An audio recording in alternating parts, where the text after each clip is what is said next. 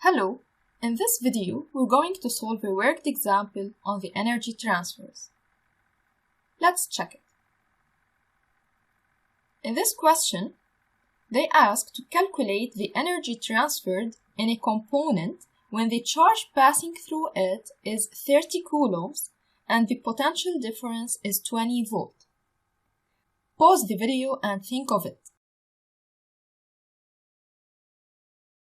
Knowing that the energy transferred is equal to the potential difference multiplied by the charge, and referring to the given of this example, the charge passing through this component is 30 coulombs and the potential difference across it is 20 volt.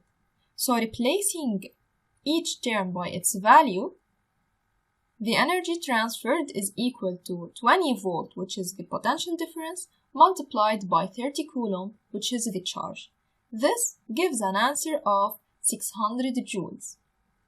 That's all. Thanks for watching.